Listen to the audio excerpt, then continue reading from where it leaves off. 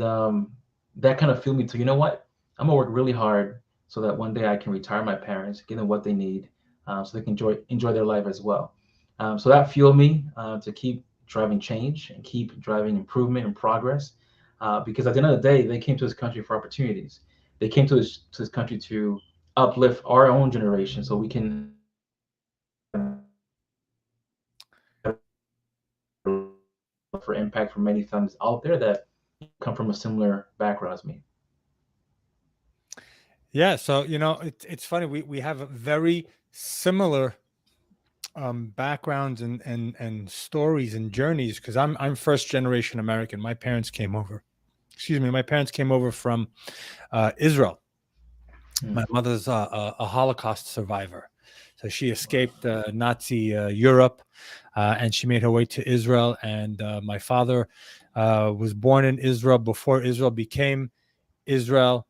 Um, uh, and when they came here, my parents aren't. My mother barely graduated high school. I don't. She didn't graduate high school. My father didn't graduate the sixth grade. But there was something about them that they had this thing where, we want a better life, like you said, for our families, for our children, right? We want them to prosper, not worry about the struggles that we have, give them a better life.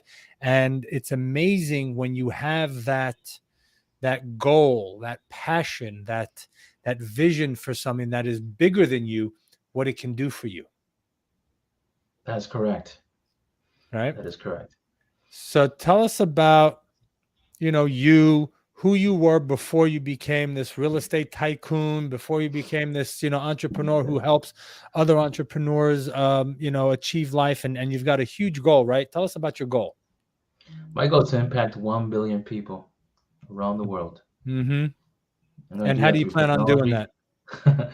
I'm going to do that through technology, real estate, and of course, you, those listeners out there, because the vision is big and I can't do it myself, but we can do it together.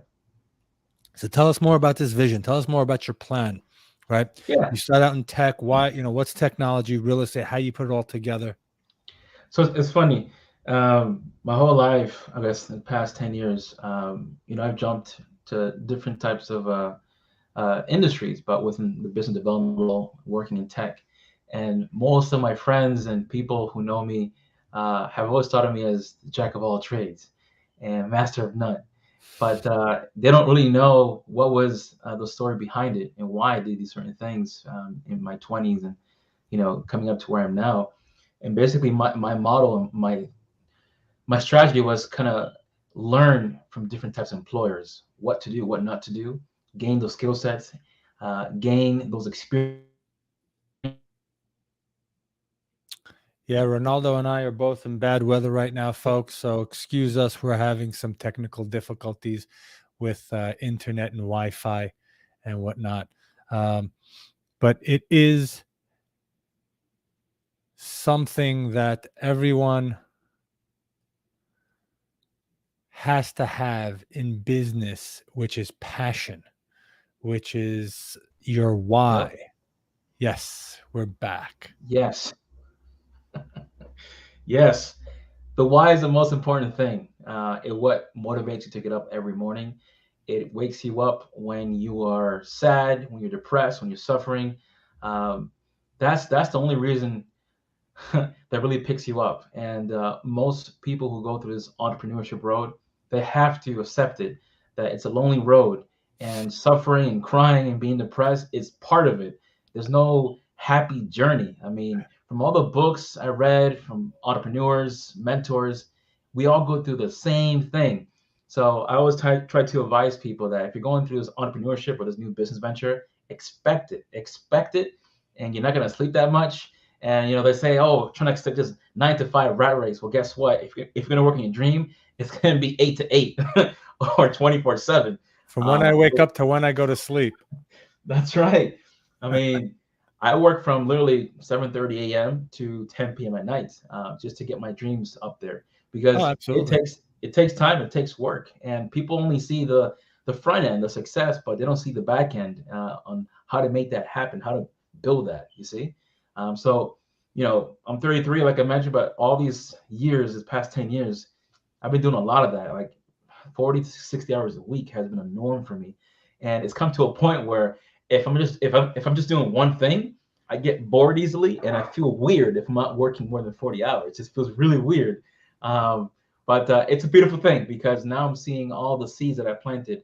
It's all growing up to a beautiful flower, fruition. You know what I mean? But it's great. Okay, so how I'm doing that, right? Okay, so real estate. I'm working on 3D printing. Now, for those folks out there listening to 3D printing or what that is, yeah, we've seen cups, we've seen plates, but I'm working on building houses, buildings out of 3D printing machines with robotic arms, So which, yeah, there's a company called Icon that's doing that. I know them very well, and I'm connected with them as well. They're doing great things down the South. And yeah, there's several providers worldwide, like 26, 27, and they keep popping up, which is great, which means adoption is increasing. But for those folks that don't know who Icon is, Google them, YouTube them. Amazing, amazing people down there.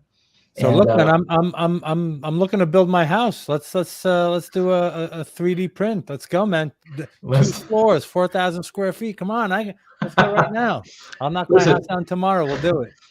I'm working on it. I mean, there's always politics in the U.S. What's that mean? That means building codes, right? Meeting those building codes.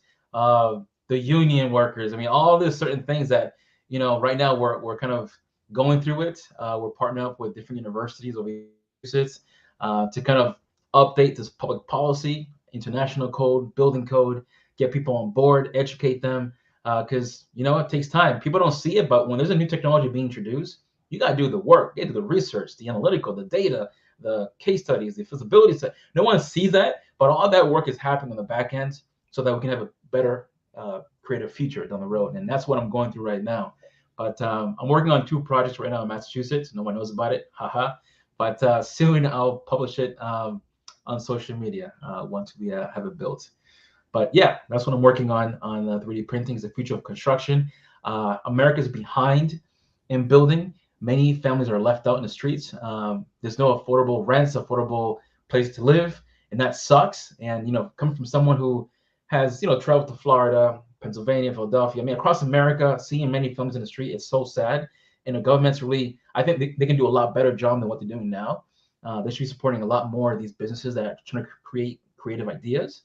But I can tell you with these type of robots, it's going to speed up production. Speed up production. That's the goal. So I think that's one way. Speed up production and reduce cost. Oh, tremendously. It's less Reduce labor cost intensive. and Yeah, time, right? So you'll be able to go into third world countries and give people homes for a fraction of the price, a fraction of the time, and now you're giving them dignity, you're giving them hope, you're giving them something to look forward to. You're igniting a passion or something inside them that no one else can do. that's right. I already have demand in Peru and Mexico, other countries. They want this, but it's like uh, it's tough to do everything at the same time. So we're building these case studies, this research, so that when I go to JV partners throughout the world, we have things to show. We have research, we have numbers. Because I've worked with governments in Mexico and the U.S., and they all want to see proof. They want to see numbers, want to see statistics, all this stuff. So that's what we're working on, so we can help other people around the world. But you got it, man. Less waste, less labor, faster, efficient, I can't say the word. Self-efficient. It's all green. It's where we're going. It's all green, folks. Mm-hmm. That's amazing. That's amazing. So that's fantastic. So that's how you're combining technology and real estate. Yes. So that's one way I'm impacting many lives. The second way is through a for-profit business called Impact Annex. Now, check this one out. Um, through business school, through all my business experience and worldwide, what I learned is that many business people is about push, push, push, sell, sell, sell all your products and services, and kind of don't really care about the person. And that's sad. And I can't speak about everybody, but the majority of businesses, they put a lot of pressure on salespeople. And I'm trying to deliver a message of give before you receive. So Mm-hmm. what we do at Impact N is that for a for-profit, we create a philanthropic arm to the for-profit, and we call this a digital nonprofit, leading with education.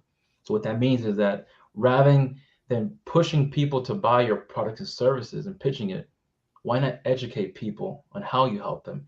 Educate people on the products, on the services, educate them on the pain points that you're trying to solve.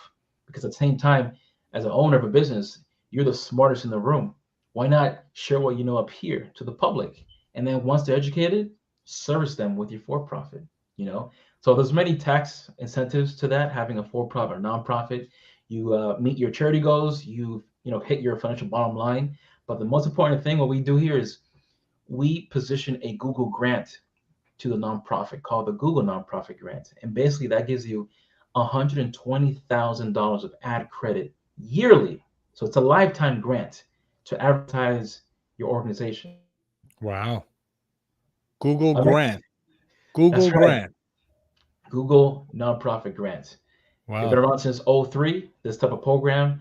And you have to be a 501c3 status, which we help you achieve that, guaranteed. And we guarantee the grant as well. And that's the one that we specialize in. And I mean, just think about what you can do with 10,000 per month of ad credit for Google to Oh my advertise your business oh my God, that's huge. for a That's lifetime. huge. That is So huge.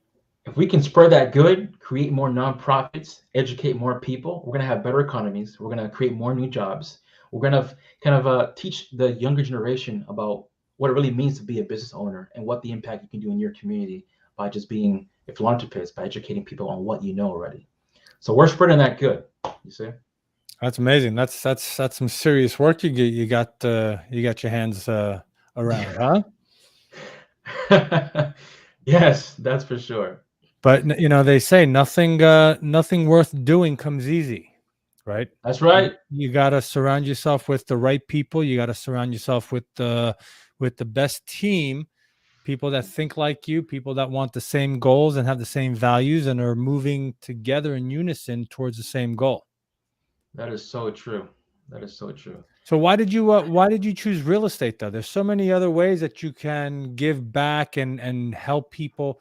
What is it about real estate? And we are a real estate show, right? So we talk a lot about real estate and whatnot. But Yeah. so why did you choose real estate over any other industry to help other people? Yeah. So basically, when I was young, I'm still young, but when I was about, 8, 9, 10, I remember driving around the city of Boston and I was looking at these tall buildings and I'm like, wow, one day I'd like to own one or at least build one. So I always had an interest for real estate, but again, never had a lot of friends or mentors or people that guided me towards real estate and how to start and stuff like that. Hmm. So I was kind of not confident in myself, but I did like technology. And believe it or not, during college and after college, I was getting so many job offers and recruiters call me for technology companies and nothing else. So, I mean, when you're 21, 22 years old, and someone's offering you, 60, 70K, you're like, what? I mean, I'm used to 625 an hour, but when you get these sort of right, you're gonna take it. I mean, I did try to apply for certain real estate companies, but I wasn't selected. It's unfortunate because sometimes they're looking for Ivy League school people or students, right? But Right, but in I take hindsight, that might have been the best thing that happened to you, because then you wouldn't be here today. I was gonna say that, and also a quote that Steve Jobs said is, "Look at your life going backwards and connect the dots because it's gonna make sense." And let Yep, me tell you, I'm so happy that I went through all the good and bad experiences in my life because it is who I am today. that's And it's the right. reason why I am here today. Because all this tech, I mean, it's helped me with what I'm doing right now. And the reason that how I got into real estate is just like everybody else listening. I can't say 100%, but the most of us COVID happened, and that changed your life completely. In my Hmm. case, I was head of business development for a company called View Engineers, and I was kind of they're the VR virtual reality glasses company, tech, and my clients were the military. They were Fortune 100 companies, and I was traveling a lot, doing events, doing demos, etc. And COVID happened, and they laid me off because I was one of the most expensive resources on the team. So they laid me off, and I'm like, okay, well, I just got married a few months ago. This was back in 2020, right? I'm like, Oh got married a no. few months ago. My wife is in a different country, stuck. I have a safety account, but this should not happen to me now. I should be stable by this time. And I thought strong. I'm like, all right, well, let me see if I can apply for jobs. Nope, nope, nope. COVID froze, budget freezing. Everything's just stop, halt. We're not hiring. So I'm like, all right, this sucks. Well, let me think and reflect because we're all locked in our houses, right? So I'm like, you know what? I think it's time to get into real estate. I've always wanted to do it. I'm very confident now about myself. I've taken many risks. I've learned so much from corporate, small, mini businesses, startups. Um, let's do it. So I jumped in. I went to MIT and Harvard Business School for real estate investments, commercial real estate certifications. Did some self learning, self starter stuff. Got into wholesaling. Made $12,000 in 2 weeks. And I'm like, this works. What? I'm Yeah. in. Yes, I'm in. This is it. I should have done this a long time ago. So then I got myself a real estate coach as well, and he kind of taught me the different aspects of real estate, how it works, and I got really excited about raising capital. So I started networking with folks within my alumni, from both MIT, Harvard, and came by a guy who has an investment firm since 1973. He agreed to take me under his umbrella to teach me how to raise capital. So I started raising capital. And at the same time, I'm like, all right, this works, but man, I love to do development deals, love to do X, Y, and Z, but I have no track record in real estate. I only have a track record in tech. And, this guy, Greg, from this company told me, dude, with your background in technology, that is your track record. Real estate is behind in tech. Look it up yourself. So did some research. I'm like, real estate is behind in tech, and they need people like me on their teams to increase their NOI. So then I started researching. I'm like, ooh, 3D printing, huh? Now, those folks who don't know me or know me, I like to work always on big, impactful stuff. It has to be cutting edge, innovative, and I'm like, all right, I'll raise capital, but let me also start researching about 3D printing. Hmm. And while I'm doing that, I met a woman named Jean from Boston, Massachusetts. She's done it for 6 years, 3D printing, masks, shoes, medical devices. I mean, she's an expert in this. But her weaknesses was real estate. And I'm like, let me go in there and be her partner. So, within like 2 months, I got her a few projects, and she got excited. We began to partner up together. And then that's where the kind of the 3D printing journey started. While on the back end, I'm raising capital, I'm consulting property managers, multifamily operators on how to use prop tech or technologies to increase NOI, make them much more efficient. And that's where things kept popping up. And then at the same time, that's where Impact also started, because I met my business partner, Brendan, who was doing his grants on the side as a side hustle. And I told him, dude, can you help me boost my real estate business with this grant? And he said, yeah, sure. So I paid him, I got it. And then I told him, dude, let's turn it into his business. He taught me, we both merged together. And now that impacted my real estate business. It impacted our friends and families' businesses. And then now I have like two businesses growing at the same time. So that's really how I got into real estate. Literally just hands-on experience, thrown into the fire, self empowered, and 2 years later, here I am. That's a beautiful story. All right. So That's fantastic. people say, "Oh, it's hard to begin. It's hard to change my career." There's so many excuses that comes up, and it's true. I mean, I tell folks, listen, if you're not happy with the situation of your life, Change it. change it. It's never too late to change. Even if you dedicate 1 hour per week to get to where you want to be, that's all it takes. But it's all about execution and you doing the first step. That's it. Yep, that's right. Who was it? Colonel Sanders started Kentucky Fried Chicken at 60, 65 years old. That's right. Right. Ray Kroc was in his 40s, 50s. So, I mean, you're never too old to start. It's all up here. It's all in your head. Right. I tell folks, listen, we all grew up with the word on my mind, fear means being scared of something. I tell folks, listen, teach yourself this definition of fear and teach kids this as well. Rather than looking at fear as being scared of something, take fear as face everything and rise. Mm-hmm. That is so powerful. Same thing as fail. Don't be scared of failing. It means first attempt in learning. There you go. That's right. That's the way it is. Put that on your wall in your refrigerator. See it every single day. That's going to pump you up. That's going to take all the barriers away. Mm-hmm. Do you have children? Not yet. We're actually in that motion, in that process. So one thing that you learn when you have kids, I have two daughters, and one thing that realization that comes to you, talking about failure, is that the only way a child, a baby, a person learns how to do everything that we do as an adult, which is drink water from a glass, eat with a spoon and a fork and a knife, walk, talk, run, backwards, hop, skip. That was all learned through failing. That's right. Everything that we've done, right? You see a baby wants to suck its thumb. Oh, it goes in here. No, until it goes in. Oh, that's where it goes. Okay. Now that's where it goes, right? Peas go over here and pasta goes over here before it goes in here, right? That's They right. they they crawl backwards before they can crawl forward. That's right. So everything that we are, every person, every human being is who they are and learned everything through failure. But somewhere along the line, through our educational systems, we've been taught that failure is a bad thing and that we should stay away from failure, right? On the test, oh, you got 10 wrong. Yeah, okay, that's great. So I got 10 wrong. That means I next time I'll get 8 wrong. Next time I'll get 7 wrong. Next time I'll get 6 wrong. And I look at failure also as saying, well, now I know that didn't work, so I have less things to try to make it work, right? Because we fail until we figure it out. That's So right.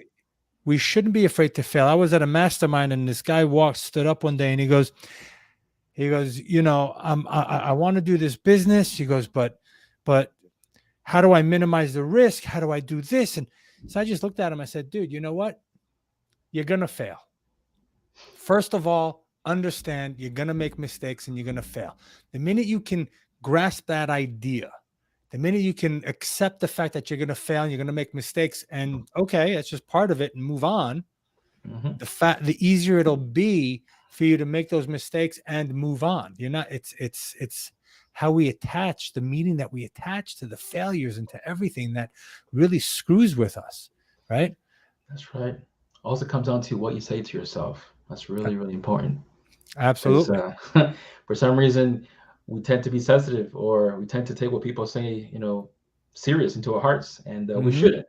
Yep. And I mean, there are times where I talk to myself, and people be like, "This guy crazy or something." But you know what? That's fine. Say that. But I think it's important that we love ourselves and we have conversations with ourselves. Screw everybody else.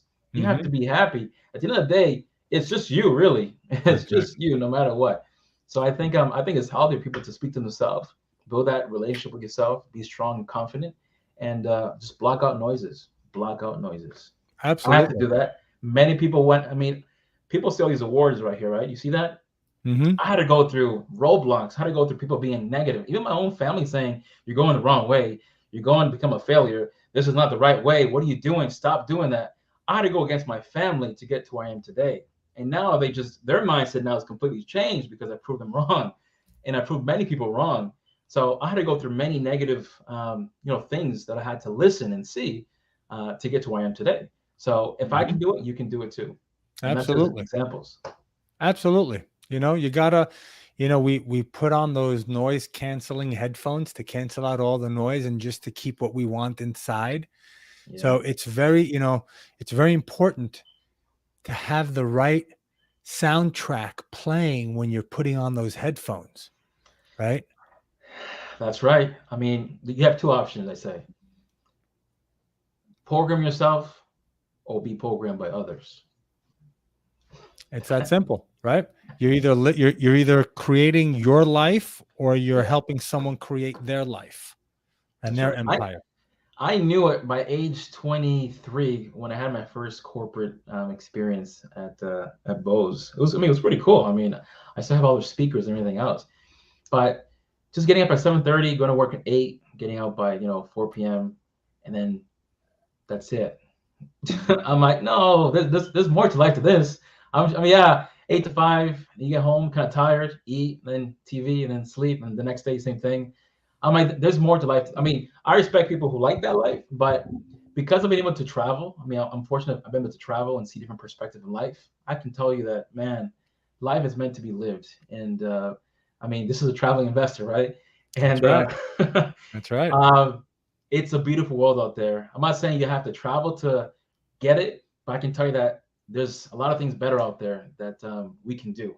It's not just 9 to 5 and come home and kind of repeat the motions. And that's why I'm here to kind of spread that vibration, spread that mindset, because life is beautiful. It's meant to be lived. And when people tell me what's my passion, I tell them, you know what? My passion is to live life. I don't have one or two or three. If I have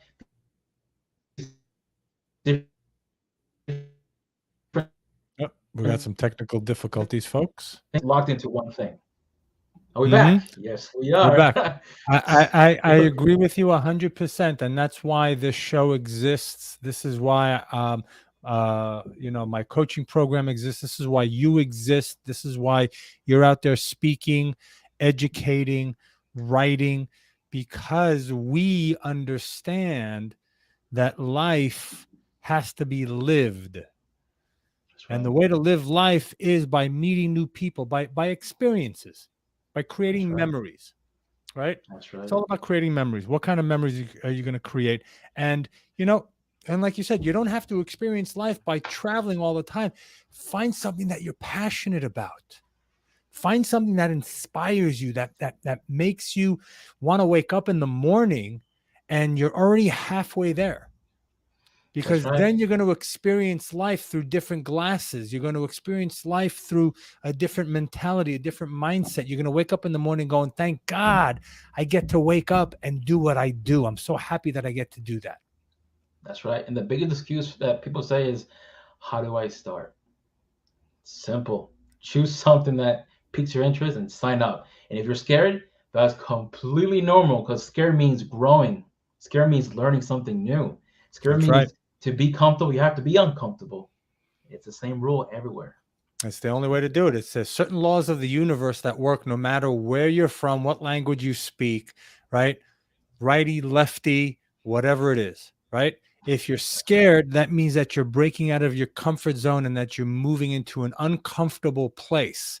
And the universe says, in that uncomfortable place is where everything lies, where excitement, experience, new things, everything, failure, even failure, which is not a bad thing, right? Failure and success live in the uncomfortable space. That's right. That's right.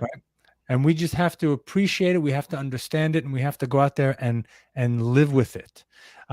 So how are you? What is it? You, because I read that you're all, you're an investor, you're an author. What some of the books that you've written? Yeah, so I wrote a book back in 2015, called Tradition Meet Innovation: Catching Up to Millennials. And because that book was built upon my experience working at the Apple Store as a salesperson.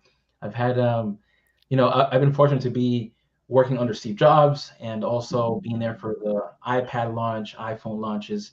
And man, I see many generations that didn't understand technology, and people who got into this Facebook, Instagram, Twitter, like that whole movement, that era changed everything.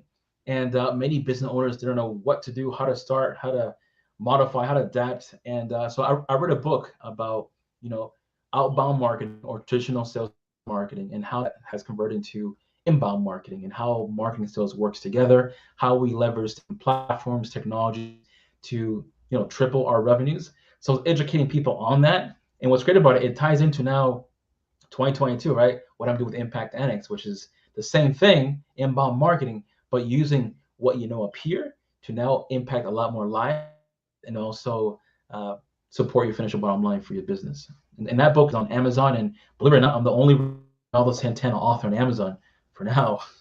Perfect. Yeah. That's another way to differentiate yourself from everybody else.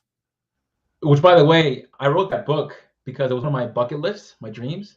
And any teachers out there listening to this podcast, they know I'm a bad writer. They know I wasn't the best student in English courses, all that stuff.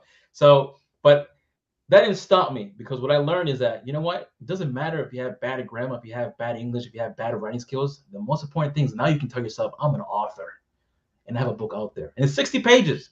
Who said it has to be 300,000 pages? No, it can be even 20 pages. The most important thing is that you do it, you execute it, and you can say, I'm an author. It's on Amazon. That's it. That's Boom. it. That's the Boom. step. It's baby steps, folks. Baby steps, little by little. And I have a That's second right. book coming out soon.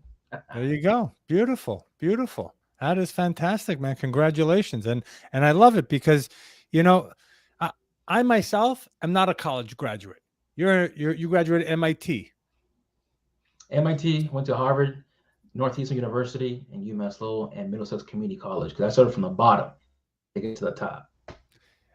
What what what I love is that we have two people from different spectrums. Harvard, Ivy League graduate. I didn't graduate college, but we both understand that it's all about passion. It's all about just That's right. doing it. Just That's right. doing it, right? Listen, the reason why I kept furthering my education mainly is because I want my kids when they grow up, they say, hey, you know what? Daddy did it. That means I can do it too. I'm not going to obligate my kids to go to college because I've seen what the world's all about now. I know what business is all about now. And I'm going to keep that optional for my Mm-hmm. kids. Mm-hmm. But I can tell you, you don't really have to go to school to do what you want to do in life. That's We right. have so many tools and resources, video knowledge, everything's accessible to us. There's no more excuses. But I wanted to do it for myself to prove, hey, I can do this. But I also want to show my kids that, hey, if daddy can do it, I can do it too, because we need more role models out there in this world. I do speaking engagements to the Boys and Girls Club and YMCA. You'd be surprised. There's kids that look like me who have never seen a Dominican or Latino or whatever in a suit and a tie. I got that feedback from a small little boy. I've never seen a Dominican wear a suit and a tie before. I'm like, what? So there's many stories like that out there. So I'm trying to Mm-hmm. become an example for many youth out there that, hey, if I can do it, you can do it too. Absolutely, Simple. man. That's beautiful. That's a beautiful. That's the way to go out and do it, right? If I can do it, you can do it, man. You got Yeah, to go out and you got to just you got to take the bull by the horns and that's you right. got to run with it, and you can never ever look back. Don't let anybody, you know, I talk about, the tagline is master your mind, body, and wallet, because we're a holistic being, right? And you can't just work the mind without without working the body and without working the That's right. soul. And then you got to have money to be able to, fund all of your habits and your hobbies. But the mind, what That's you right. let in to that garden, right? This is the Garden of Eden between our ears, That's right. right? This is the That's right. most plentiful, the most fruitful, the best place to be, and it's also the worst place to be. That's right. Right? No one in this podcast can say, well, you guys are lucky because you guys have money. You guys did it. No, no, no, no. We started from zero. We started from nothing. There's times where I had my ups and downs. My credit score hit 430. I was broke. Right. This was a few years ago. So it's really the mind. There's no excuses here. It's really Absolutely. possible if you change your mind. Absolutely. So, For sure. Ronaldo, tell me quickly. We got a few minutes left. So, what kind, let's talk technology if you don't mind. Technology and real estate. Where do you see technology and real estate coming together? I know we spoke a little bit about, 3D printing and doing the 3D printing homes and whatnot. How else has, how else can technology impact real estate? Yeah. So basically, those folks that know the terminology prop tech stands for property technology. That is changing the way we interact with our properties. And now that I'm in the space and I have my nonprofit, for-profit real estate, I tell folks, what my vision is make these properties come alive. Let them start pumping out data for us. Let us get a lot more connected with our properties. And what that means is, it can be having a mobile app that connects with different sensors around the property. For example, there's a water sensors that can be around boilers, toilets, because one of the biggest expenses is water flowing, right? Over toilets, pipes bursting, etc. Now Tell we me have about it. technology. I know. So now we have sensors that can go around these areas that have predictive analytics technologies that tells you when things are going to happen before it happens and allows you to remotely from your phone, either Wi-Fi or cellular, to turn off the water pipes to Mm, really kind of make changes on the spot, or if you're in a different country, it doesn't matter, but you can prevent things before it happens. There's controlling lights, security cameras, temperature, understanding who's using a lot more heat than the other apartments, how to shut that off remotely if that person hasn't accessed their apartment in a long time, right, to save costs. So this property sends you data as a property manager or landlord, and it tells you where you can save money, where you can make adjustments, how to make tenants happier with providing more tech into the buildings. I mean, more young people are beginning to rent apartments. So how to make this environment healthy for them, enjoyable, but at the same time also enjoyable for the property manager. Because one of the things is that tenants want to be answered quickly, and by having these sort of prop tech with an app, I mean you can communicate very quickly with your property manager, and basically making process much more efficient. What's great about this is that insurance companies love technology, and it loves when you can make it much more secured, which means discounts for the landlord.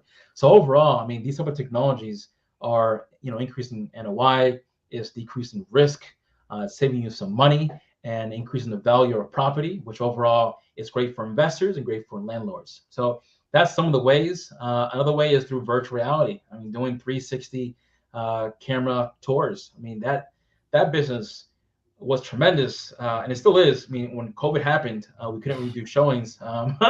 Being able to just walk around with a 360 camera and then uploading that into YouTube, add some ads, and let that explode everywhere, and bring all those leads to the leasing office and just closing deals virtually. That's a big thing right there. Oof, that was huge. That was huge. That was Yeah. huge. So that's changing. I mean, we've all heard about blockchain and AI and crypto. That's also changing the game, allowing international investors to invest now into funds, allowing everyone to have a piece of a property, having ownership with that. So we're going to see a lot of changes within the next 5 years. Same thing as augmented reality and virtual reality. Like I mentioned, a second point is when it comes to development, one of the biggest issues have been communications and deadlines and being on the same page. Well, now you can be anywhere around the world and enter a virtual room, see a virtual property, be with the PM, the designer, architects, all in the same room digitally, point out certain things, and come to an agreement. So that's also solving a lot of pain points when it comes to the development world of things. And also, again, I'm going deep, but there's now algorithms to help data come into place when it comes to Excel, and being efficient when it comes to acquisition or syndications, providing higher return rates for investors. So there's everyday new software, new services coming up, and that's phenomenal. I mean, I look forward to the future. Again, I'm always looking to be on top of it. Right now, I'm trying to pave the way to be one of the first multifamily operators focused only on 3D printing, and that itself is a headache, like I mentioned earlier. But by going through this process, at least I can pave the way so that if any other investors or operators like to partner up, I've done the hard work. We can just scale up, But all that takes support, takes feedback, time, and execution. You got to build the right team around you. You got to build a team of people around you, right? Yes, that's right. Awesome. That's what I'm working on. So, Reynaldo, how can people reach out to you if they want to get involved more in your nonprofit? Yeah, so there's two ways. I mean, I'm on LinkedIn, Reynaldo Antonio Santana, or just type in Reynaldo Santana. I have a photo with myself shaking hands with Steve Wozniak, co-founder of Apple. It's pretty cool. And that's one way. The second way is my nonprofit website is www.ESG, which stands for, by the way, environmental social governance, which is a big topic in real estate now in terms of impacting investing. But ESGhousing.org is my nonprofit. And then for the Impact Annex, it's www.impactannex.org. Awesome, man. Reynaldo, thank you so much for being on the show. Keep kicking ass. Keep being the example. Keep helping everybody out there. Let me know when you're ready to build that first 3D printed house. I'm there. And multifamily, I definitely want to get involved in that as well. That is something that I've been looking at for a while now as well, because that is definitely the future of where we're going. And would love to be a part of that movement. Awesome. Travelers, thank you so much for being here. Every week, we're live, 3 p.m. Eastern. You can find us on Spotify. You can find us on iHeartRadio and all the different podcast stations. I'm Nitzan Moser, the traveling investor. Until we meet again, I'll see you next week somewhere on Spaceship Earth. Take care, everyone. Ciao. Thank you.